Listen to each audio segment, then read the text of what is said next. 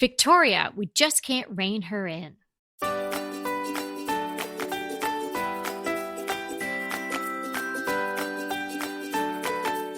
Welcome to Decorating Tips and Tricks. I am Kelly Wilkness here with Anita Joyce, and this is episode 320, Victoriana, Painting a Fireplace, and more. We've got a lot of things coming at you today. And before we get started, we want to remind you to sign up for the Decorating Tips and Tricks email. We're going to be sending out an occasional email with extra content and brand discounts and other interesting things that we think you all might enjoy. So get on the email list so you don't miss out. The link will be in the show notes. And as always, you can find the show notes for this episode at decoratingtipsandtricks.com/320. So Kelly, if you were walking in an airport and you heard two people talking, and let's say one said to the other one, "That's so Victorian." Like, what would you think that person meant by that? Oh, maybe that it was sort of old-fashioned? Mm-hmm. Yeah, I mean, that's what I would think. Now, we're not talking about your house. When you hear someone say that's so Victorian, yes. You don't think that, I don't assume they're talking about a Victorian-styled furniture or clothing or a house. I think that they mean it's frumpy, it's outdated, it's maybe a little over the top, but really kind of out of step with today is what I would say somebody means when they say that's so Victorian. But the irony there is so many traditions that the Victorians started are so much a part of our daily lives now. And so many of these things were actually started by Victoria and Albert. Some were started by other people around the same time, but it's amazing how so much changed around that time. She had a long reign, I think 63 years, something like that. So it's over a long span of period of time. Plus, they just didn't have as many celebrities then as they do now. So, oh yeah, she was the celebrity, right? Yeah, she was like the Kardashians rolled into Taylor Swift, rolled into, I don't know, everyone. I can't even think of everybody. Beyonce. Yes. I'm so glad we're doing this episode because I think it's so interesting. Well, I love the backstory of everything and I love the history of everything. And I do dearly love watching Victoria and Albert and learning, even though it's, obviously a dramatization of their life. And she is very, very, very beautiful to look at. And I'm not sure that Victoria was. The actresses, yeah. Yes. I'm not sure that the actual Victoria looked like that, but I mean, who could? She's so stunning. But I just so enjoyed the show and I love the history of it and all the different players from her prime ministers and all of that. And Lord M. Yeah. Oh, yes. Mm-hmm. And all that we've talked about, and of course, living in a Victorian era home is kind of, makes it even more of interest to me. But we've referenced this and doing this show for a long time. So I'm so glad we got the time to do it. Right. So are you ready to dive in? I am. Well, I think one of the things that they are so much known for more than anything else is how they've impacted Christmas. And what people don't realize is that for about 200 years before that, the Puritan government in the UK banned Christmas as being too pagan. People were getting drunk. It was not considered a religious holiday, and they decided that it was no longer a good thing to celebrate. So it really wasn't even mentioned much in the newspapers or anything. It was just not, it wasn't something that people, businesses did not, it was not considered a holiday where people took off work for the day. And there just wasn't really anything associated with it. But they made it a celebration. I mean, they were really, both of them, Victoria and Albert, were German. And Albert brought with him many of these German traditions. And there were some pictures drawn of them with these traditions, and then they became so widespread. And I'm starting with the Christmas because I think these are the best known things associated with Victoria and Albert. They loved to give each other presents, so gift giving became really a big part of Christmas. Also, Christmas caroling, they didn't invent it, but the Victorians revived the whole idea of singing Christmas carols and going caroling, from house to house singing. And then the Christmas tree also was not popular. Tannenbaum. Right, was not popular in England until they brought it. And Prince Albert brought that, and then, they decorated it with ornaments and the candles on there. See, so if it wasn't for Albert, there would be none of these crazed blog tours where people have 5 and 7 trees all over their house. Mm-hmm. There would be no Balsam Hill. There would be none of this. Right. Well, but also like the greenery, people didn't put the greenery in their homes. I mean, I think that was an old tradition, but it had kind of fallen out of favor. So this kind of brought Christmas back into being popular. They also, Victorians, not necessarily Victorian Albert, but the Victorians, as this trend with Christmas being celebrated, started also including St. Nicholas as part of, that started coming back into popularity. You hearing about St. Nicholas, pictures of him were popular. Christmas cards, for the first time, these really became inexpensive, and somebody came up with the idea of creating a card that said Merry Christmas or Happy Christmas. And so the tradition of sending Christmas cards started around this time as well. And then if you think back, Charles Dickens came out with A Christmas Carol in 1848. And this is when the whole idea of charitable giving around Christmas time started to become a thing. So interesting. And when I was reading about it too, it's romanticism was really on the rise during her reign. And it's really because they had an actual love story. I mean, so many of the other monarchs or would-be monarchs had arranged marriages and things really were not as happy on the home front, mm-hmm. but they were truly, truly in love from what you read. Mm-hmm. And so they wanted to give gifts to each other. They thought of special things to do for themselves, for each other and their families. So it sprung out of their love for each other that I think so many of these things caught on, because then the people would see them doing it, and then they would want to emulate it, whether it be putting up a Christmas tree or giving a present or sending out cards. And it was just a wonderful thing.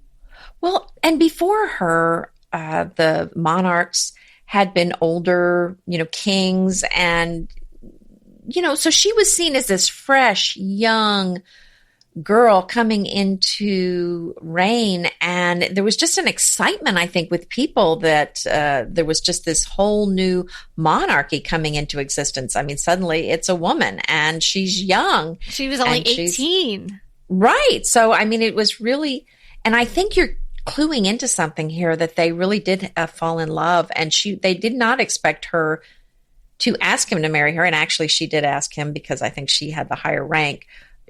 People expected her to marry his older brother, but she fell in love with Albert. So she married him, and they really did seem to have a real love. And Albert was very much a family man. He was very, religious, from what I understand, or religious. I don't know.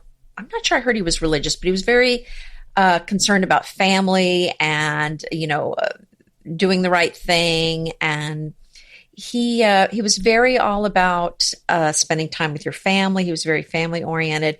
And this is kind of when people started thinking of Christmas as being a time to spend a Christmas with your family. Before, like I said, it wasn't really, nothing was done, or if anything was done, people would just go get drunk. But around this time, people said, oh, it's Christmas. We've got to go stay with grandma. We've got to go visit with our family and have some time together as a family. Right. Because again, they were emulating them. And also a childhood came in, the actual idea of childhood as we know it now came into sort of, existence during the Victorian era, because before kids were all sent to work, even if you didn't need to be bringing in money for your family, it was seen to sort of an idea to keep kids out of, away from, getting up to no good, or keeping them away from evil and this and that. And here, the Victorians really changed that, and it became more that the children would have scholarly pursuits and, go to school or have a tutor, and they weren't necessarily sent right to work. So again, that's Albert and his whole idea of the family. Well, what about the portrait that they did of the pets? They had a portrait artist who they had on speed dial, basically, to do their pet portraits. Oh, I didn't know that. Oh my God. Yes, yeah. EIEOS was apparently their favorite greyhound, or Albert's favorite greyhound, and they started with that dog, and then he also drew some paintings of some other pets. But let's talk too about their wedding. Yeah. Because it's not just Christmas. I mean, that's what people think about, is that because of the Christmas tree and, Albert kind of popularizing that. But Victoria, at the time, people could not really afford. I mean, during this time, most people did not have much of a wardrobe. And that's why these houses like yours, built around that time, Kelly, don't have much of a closet, because people did not have a wardrobe like they do now. So when people got married, they usually just wore their best dress.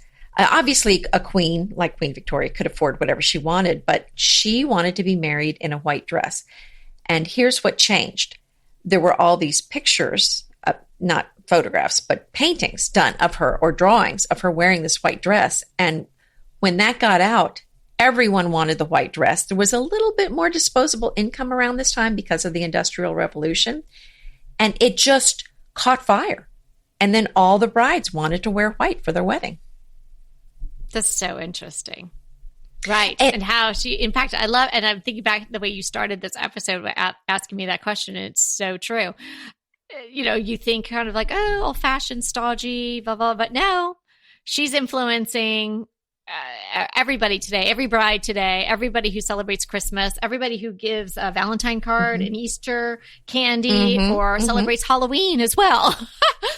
Well, what about, how the unwritten rule, you don't show up at, what color are you not supposed to wear if you go to a wedding? Oh, white. White. Well, she started that tradition. Because actually what she said was to the guests is that no one was allowed to wear white unless they were part of the bridal party. So I gather her bridesmaids were wearing white, but no one else was supposed to wear white. And from then on, that has taken off to be part of something people expect, that none of the female guests will wear white. They also had a topper on their cake of a bride and groom, which was, they started that tradition. And I don't know if people still do it, but I know when we got married, there was a bride and groom, little plastic bride and groom on top of the cake. Oh, I love the vintage ones that you could find of those. I don't think people do those anymore, but it was popular for a long, long time. Yes. Oh my gosh. You know what else she did was Albert gave her an engagement ring, which was not popular before then. Wow, that too? Yes, goodness. I know. Well, the whole thing, they loved to give each other gifts. Yeah. And plus they could afford it. Let's face it. But people saw them doing that, and then that became the popular thing to do. And then so everybody started, that became a thing, to buy your girlfriend or your boyfriend or your husband or wife little tokens of your affection. Wow. That's so sweet. It really is. They did. I mean, so, maybe what we're seeing and the show that we're, most people that are listening may be enjoying as well. Maybe, a lot of it is really based in truth, and just their relationship was really, an honest, loving relationship rather than just, one of convenience or political strategy. Well, I think, and Albert, I think, was really the family focused one. I don't think she liked being a mother so much. I think she had a lot of postpartum depression based on what I've read and in watching the show, which of course some of that is based on truth, but not everything in the Victorian Albert, TV show that's out right now. But it's from what I've read, she was not too crazy about having all the babies, and she was not into nursing them. So they did have a wet nurse. So our listener, Lisa D. Lisa is just such a fabulous friend of Decorating Tips and Tricks. We love getting her emails. And she had heard that we were talking about doing a segment of an episode about Victoriana and how it's continuing today, all these various traditions. And so she emailed us the other day to let us know that she'd been listening to a class on Audible. So if anybody's on Audible, and I know we had Audible as a sponsor once, so maybe some of you had signed up then, or you're an Audible member on your own, but she listened to Victorian Britain. And Lisa, could not speak more highly of this class. And I guess she said it's like $12 or something like that. And she was really enjoying it. And but this was just last night, so I didn't get a chance to check it out yet. But there's a recommendation for one of our other listeners for all of you guys. So I can put the link to that in the show notes as well. Yeah, I mean, we could go on and on, but I think that really gets the point across of just how much Victoria and Albert affected just common culture and how many of those effects are still there today. So when you hear that term, oh, that's so Victorian, just think about all these things that are part of our lives today that are so Victorian. Right. And then so closely impact our home decor. I mean, countless magazines and blogs and books about Christmas and Christmas decorations and how to decorate your Christmas tree. And then even venturing into the other holidays, Easter, Halloween, Valentine's Day, they participated in all these different holidays and made it so visible to the people of England at that time that it's caught fire. And here we all are today, hiding our eggs and putting up our trees and celebrating Halloween with parties. And it's really wonderful. I think it's just so lovely that out of their romance came so many nice traditions that we all get to enjoy years and years later. Well, and I think it's like so many things, the Victorians had some bizarre traditions also. So I think it's kind of take the ones you like and, the ones that don't make sense for you, don't just ignore those. Don't you just love a great recommendation from a friend? Well, we're delighted to be recommending these companies and their wonderful products to you today.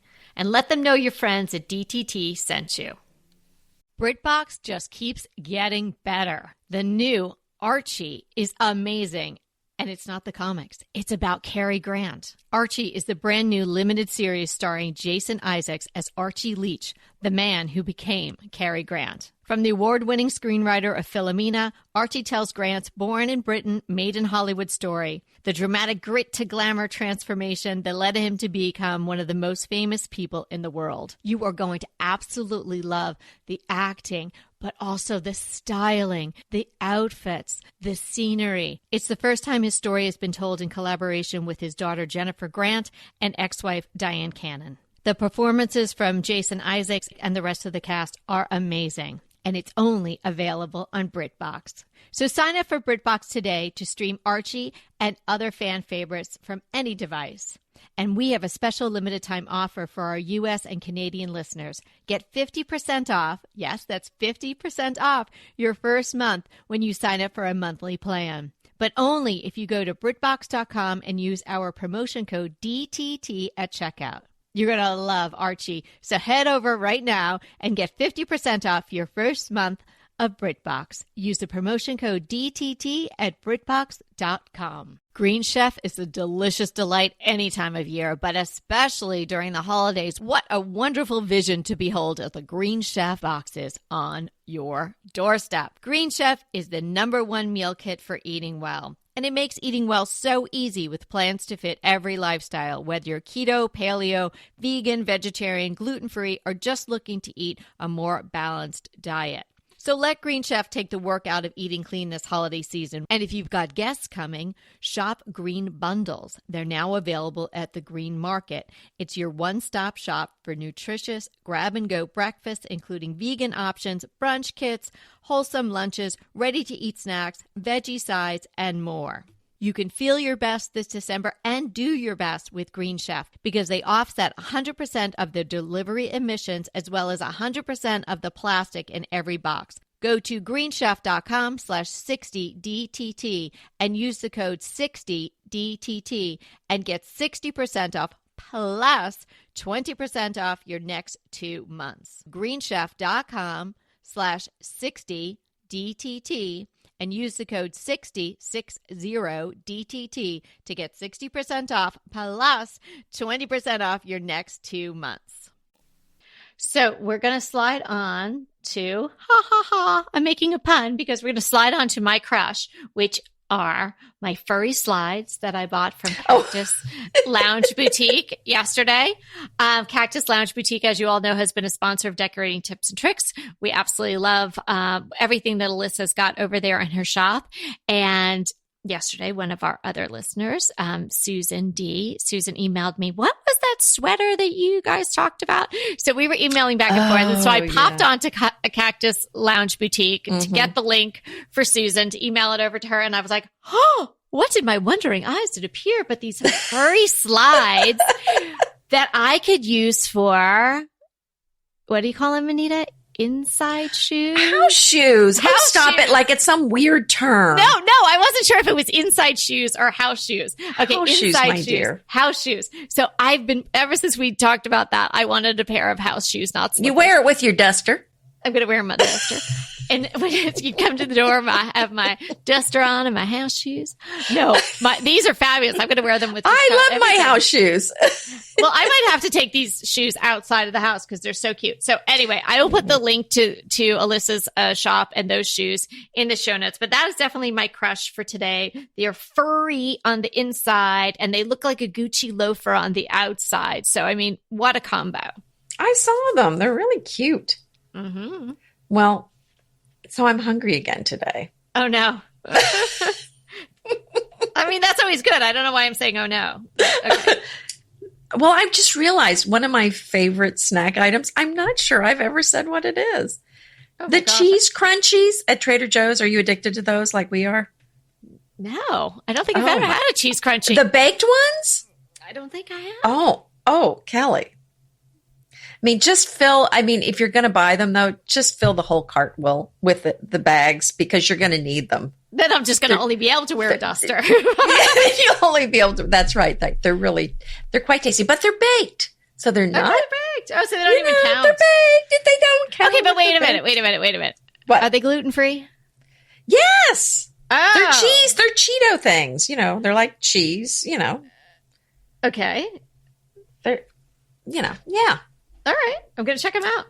Yeah. I don't know. I hope they don't have any bad dyes in them or anything. I'm just going to assume they don't. Oh, okay. Point. Just, pretend they don't. It will be very crushing for me if I find out they have bad stuff in them. Don't look. Just enjoy them. You're allowed to have something that you enjoy. They're so good. Yeah. Yeah.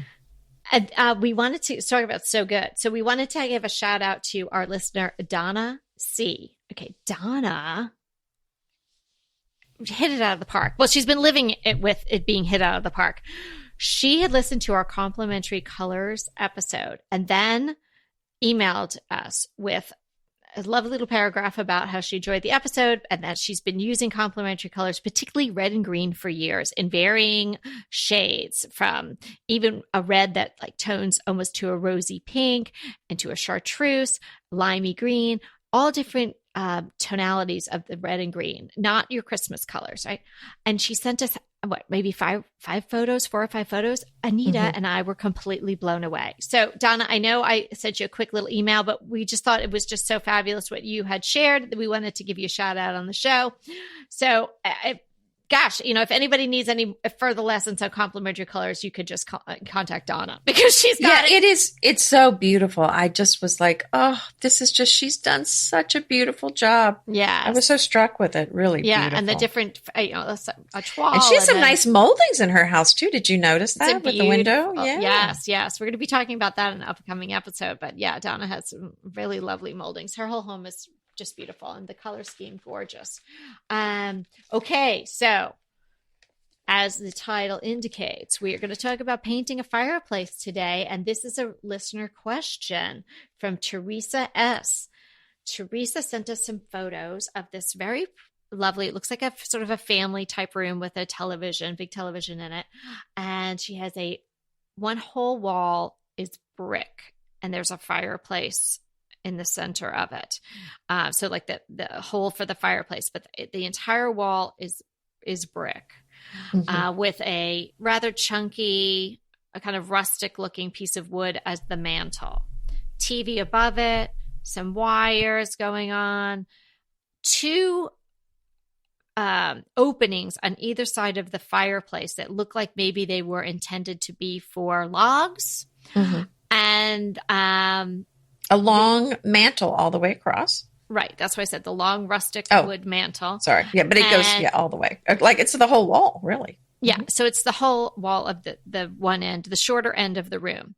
The rest of the room has comfortable seating, some leather seating. It also is, I wouldn't really call it shiplap. It's not as rustic as shiplap, but it's like a wood paneling, which is really very nice. And it's kind of like in a light color. It could almost even be a whitewash, I believe. What do you think, Anita? It's hard to tell from the picture. Wood. It's hard to tell, but so it's very light wood, and the brick right now is various tones of brown, sort of a taupe, and white. So and a dark grout. So it's very busy where the brick is involved, and then the ceiling is also planked. So that's what we're looking at Teresa's family room, and she wants to know about painting her fireplace. Yeah, I say you're going to paint it, girl. I think we're in agreement there. That would probably be a great idea. It's really, this is an entire wall of the room. So painting it is going to have a huge impact on how it looks. And I know you have a whole plan, Kelly, so go for it. Yeah, well, I took the whole room. There are two photos. So the first one, I'm just looking at the wall with the fireplace and the TV and those open boxes, which have no covering on them. They're just bricked inside. And then there's a little hearth. Maybe it's like 3 bricks high, and then some stone across. And then when I looked at the next picture and I got to see the walls, there's a lot of windows and doors, so there's a lot of natural lights. It's a very bright room. And then, as I said, all this wood paneling on the walls and then on the ceiling. Because initially, when I first saw the photo that was just the brick wall, my thought was, well, paint it white because it looked kind of dark, brighten it up. But when I look at the whole room, what I would do, Teresa, is I would paint that brick a matte black. Really? I would. And then I would paint the paneling in a very nice soft white.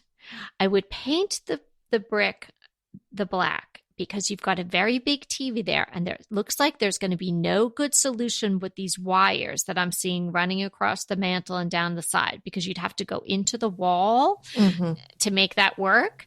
And I don't know, if you're going to want to go through that trouble or if you're going to have the budget for that.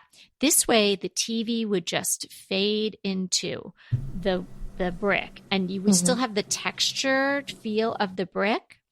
And then maybe you do, I'm not sure how I feel about the wood mantle staying the brown at that point. You might want to think about doing something else with that.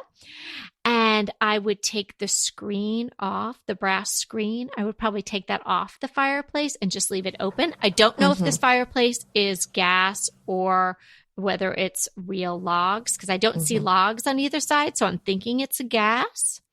So those 2 openings, one of which has nothing in it, and the other one looks like it has audio equipment in it, like a stereo and maybe a speaker or something like that.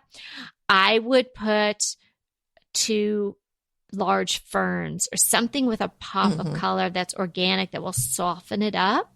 And you could, now that we've done our extensive review of faux plants, you could even do a faux plant, but I think real plants would do beautifully in this room, particularly a fern, even though it's tucked into those little recesses, because there's just so much natural light.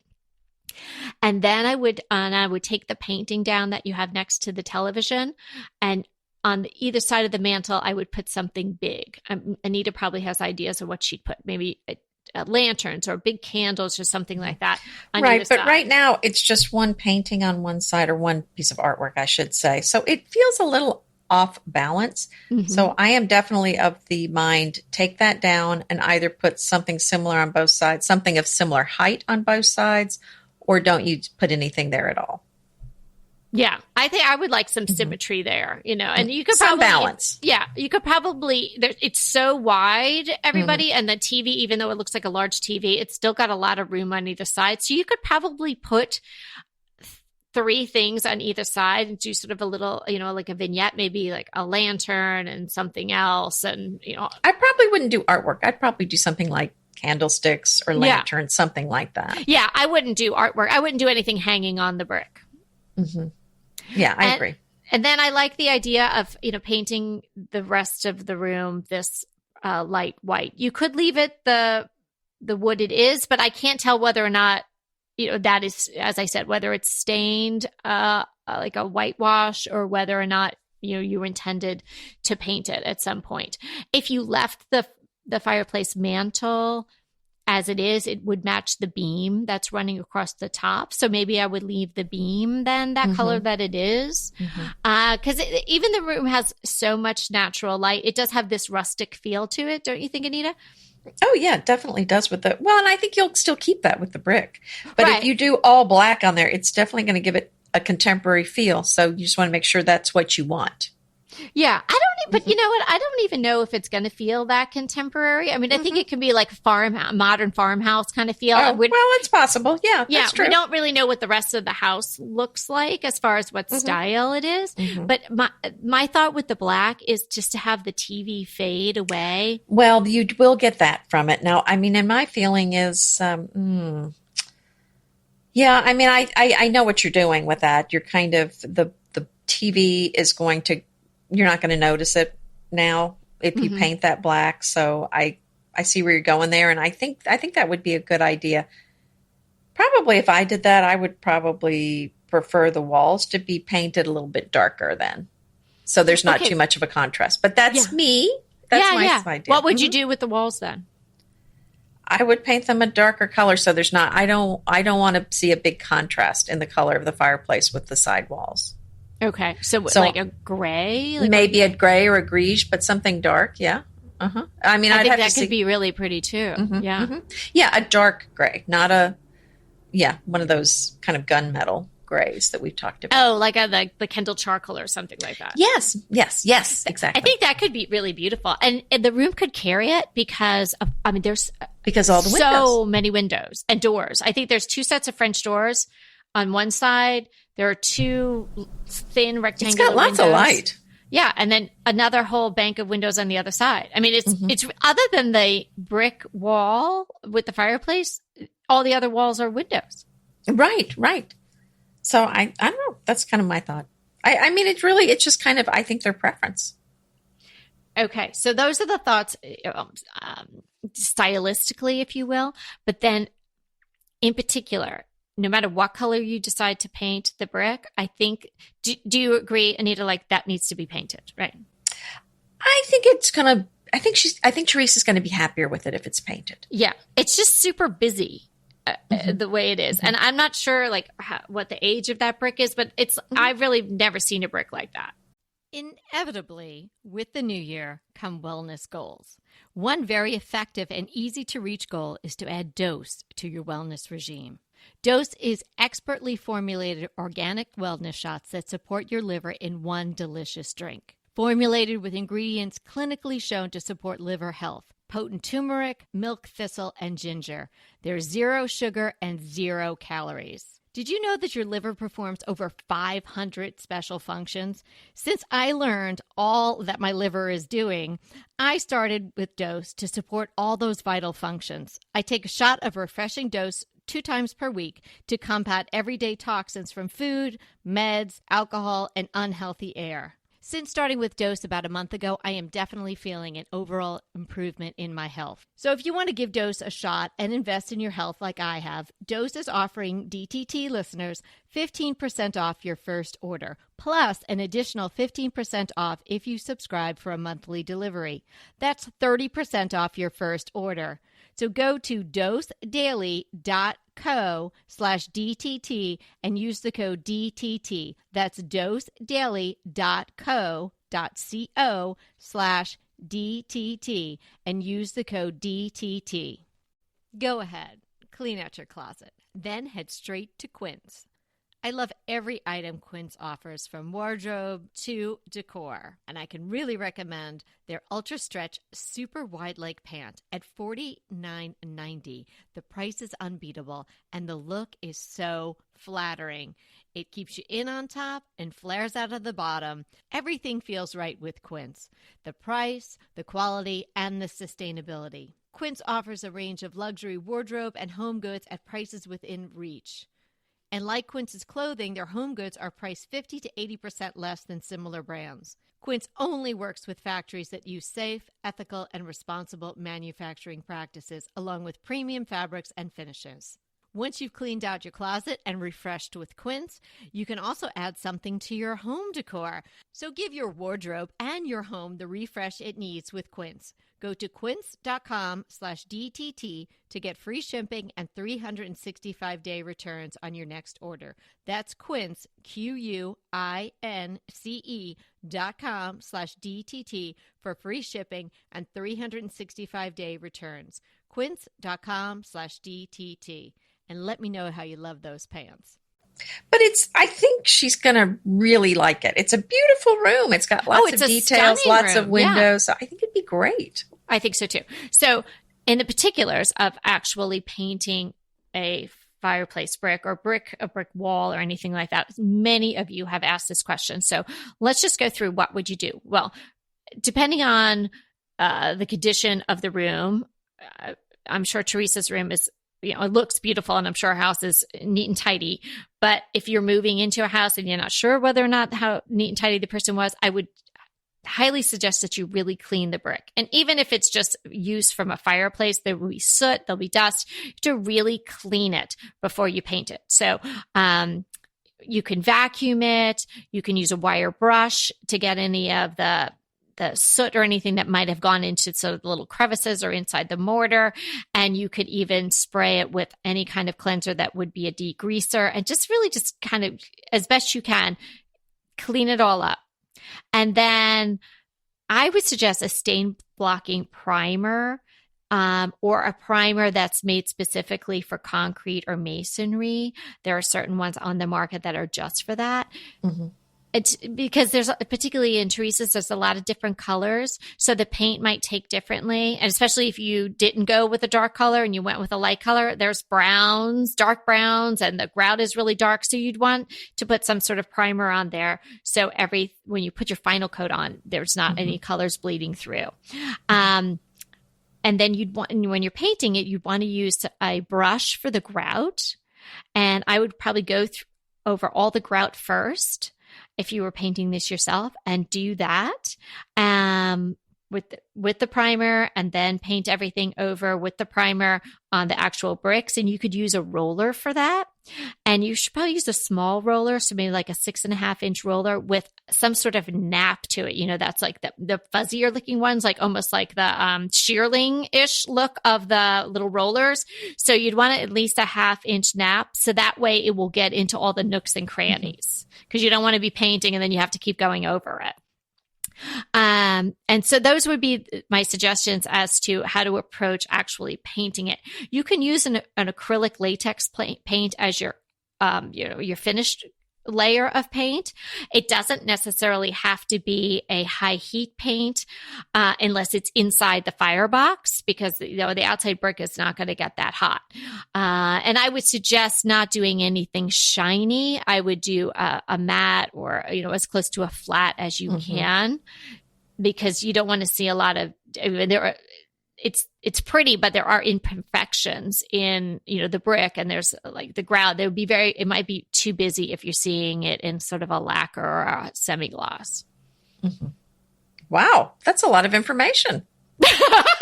Did I wow you? Did you? I'm impressed. I'm impressed with your knowledge. I've done this before, and this is what I would suggest. So we can put links to the different things that you might need for that. But I mean, you could do it. I mean, so obviously you could hire someone, but you could do it in a weekend. And I think it would be, no matter what color you chose, I think you'd be really happy with it. I think it would be great. Yeah. So good luck with that, Teresa. Yes. A lot of people have asked questions about that. And I did paint my brick fireplace when we lived at our former house. And it was that very orange, not very interesting new brick. Oh, And okay. wow, what a difference that made. Right. And now she was talking about, I'm just reading this email again about lightening it up. So Mm-hmm. she may not want to go black on this wall. But if Teresa, if you do a light color here, I would suggest that you're probably gonna have to make more of an effort to hide the cords from the TV. You might be able to go behind the brick somewhere, and it probably is not as expensive as you think it's going to be. We've had this done before, and it was not an expensive thing to have done, where you just kind of hide them. Maybe you go in behind the wall there. So yeah, I mean that's something that you could do too. I mean, but if you do go lighter, the contrast with the TV is going to be a strong contrast because the TV is obviously black when it's off. And so just keep in mind, if that's something that you're okay with on there. So, I mean, that certainly you do not have to go dark on that if you wanted to go lighter. Oh, yeah. Oh, yeah. If you went with, the white even, it would be very, very pretty. It give the room a different feel. I think the white gives it more of a cottagey look.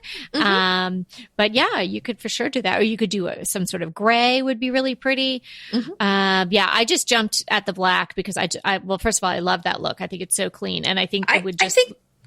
Yeah, I mean, I agree with you. I think that would be a lovely look. And I think maybe we gave her something, to think about that maybe she hadn't considered. Yeah. So I let Teresa know that we were going to answer a question today. So after she hears this, so when it comes out, then you can always email us again, my dear, and let us know what you think of our ideas. And yeah, and thanks so much for sending in your question, Teresa. And if you've got a question or a tip that you want to share with everyone, please send it in to us, decoratingtipsandtricks@gmail.com.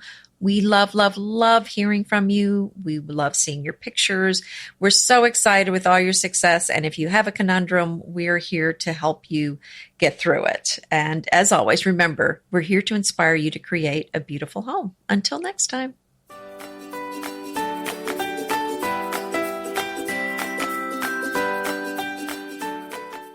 I want to remind you that we are available for design consults. We take on your design dilemmas, questions, renovations, any project you want to talk about, any room, any space. We are here for you. And we really do enjoy doing these. And I think we've helped people a lot.